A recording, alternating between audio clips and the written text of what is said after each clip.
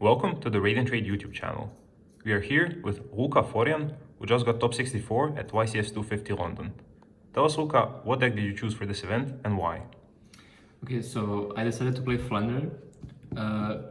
I tested all of the decks pretty much. Together with the people on my team, we decided that the only real decks were Runic variants and Flounder basically, because Cash and Spite are kind of not very consistent. Also, I don't know, the mirrors are probably not very good, and all the other decks are just completely unplayable. I tried Despia for very, very long, but you kind of just need to dodge Ashen Barrier for 12 rounds, which is kind of hard. And also, I thought it would be very funny if I talked with Flounder, because I always play combo decks, and no one could believe me I'm playing this when I told them. So it was just way funnier. And also, Robina actually has big ban on it. So when I found out, I didn't really have a choice. I basically had to play it for London. And yeah, let's get into the deck, I guess. So 40 cards, Thunder monsters, 3 Robina, 3 Eagle, and then 2 Toucan, 1 Sri. I just wanted to play more of the small ones because basically the biggest problem with this deck was consistency. So I just tried to make it as consistent as possible. And I think Toucan is way better than Sri because Sri effect is kind of useless completely. And this can play through stuff, play through hand traps, especially post side. At some point I was playing 2-2, but I cut this because it wasn't that good. And for the big ones, 3 Empen, 1 Ryza, 1 Apex Avian. 3 Empen is mandatory, it's really broken. I was playing 2 Ryza, 1 Apex at some point, but I cut 1 Ryza just for consistency. I think 5 Big Birds is the optimal number. You could play 2 Ryza over this, but I think this is needed somewhat, because you just kind of loop it and then they run out of resources really quick. Also something evenly and stuff. Yeah, sometimes you can miss the second Ryza against if you grind for a lot, but you just make it work. It doesn't matter that much.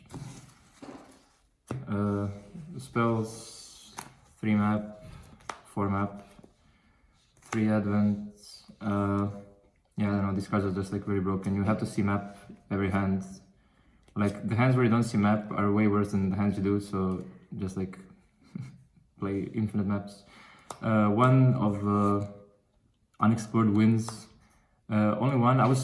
So when I started, so I'm playing 1 and 2 Dreaming Town. When I started, I was playing 3-3, but I had to cut some of them just for consistency reasons, because this is not very good going first. It is good going second, but against some matchups it's kind of awkward. And going first, it's never really good.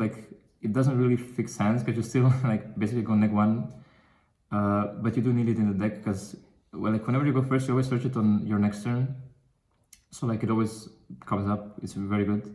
And yeah, I would maybe play 2, because I guess Cash, sometimes if they banish it face down, then it kind of gets way harder to grind if you actually go for a long grind game.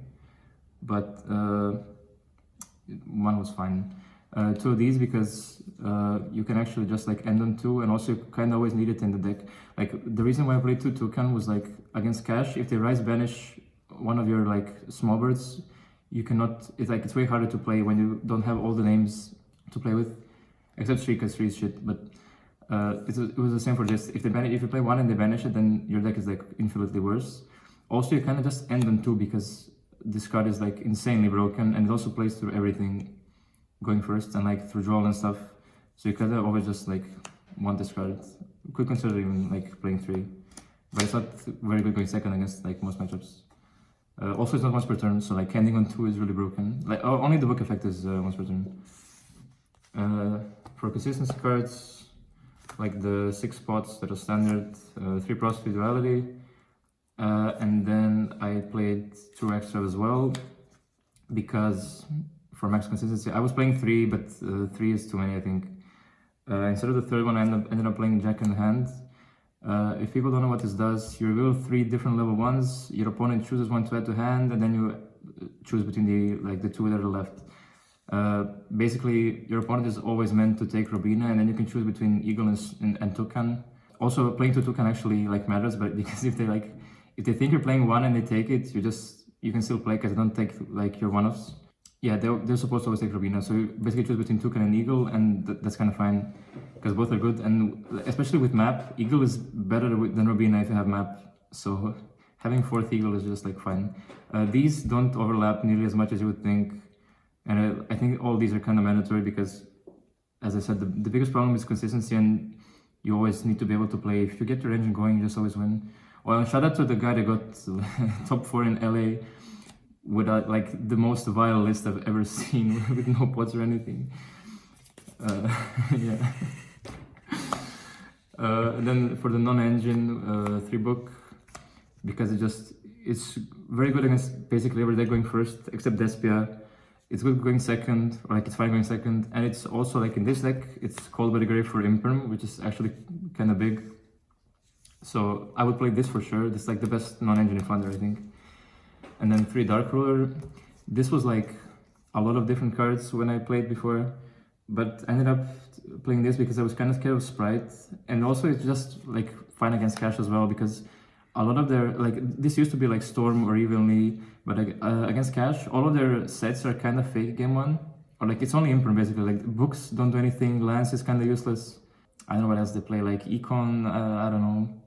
Everything is kind of shit except Imperm, and yeah, like shutting off Rise. Also, I thought people were gonna like try to lock zones way more for this event because everyone was doing a Rise Pass.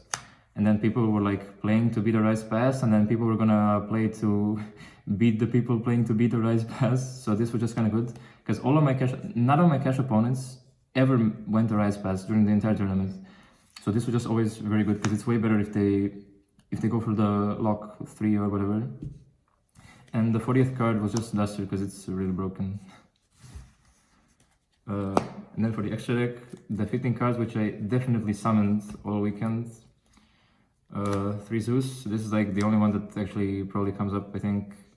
1 Donner, 1 Nightingale, 1 Recital Starling, 1 Promenade Thrush. Yeah, level 1 bird monsters. I for sure summoned all of these cards.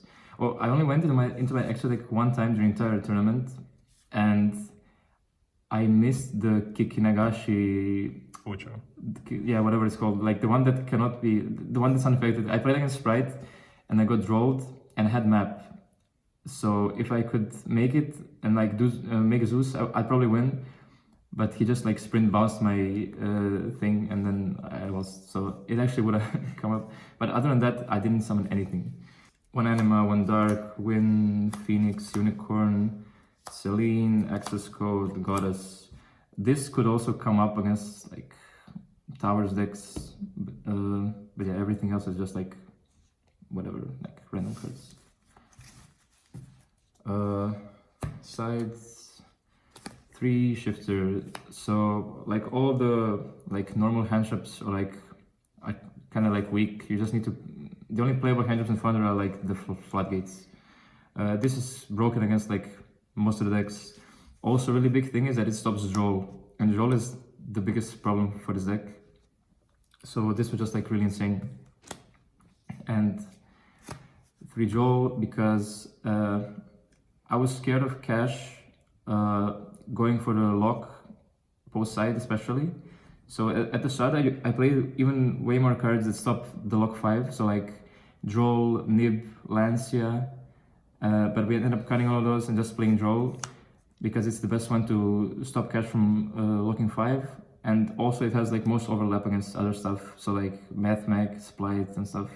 Just to like not have them play too much, and then you just play Founder Engine and win, because Founder Engine is like extremely broken. 3 Storm, just like generic, going second against pretty much anything. It was fine. It's better than Evenly because you actually want your battle phase, especially against Cash. Like I was playing Evenly for a while, but this was always just better because if you Evenly them, it can be like somewhat awkward to like still out Arise without the battle phase.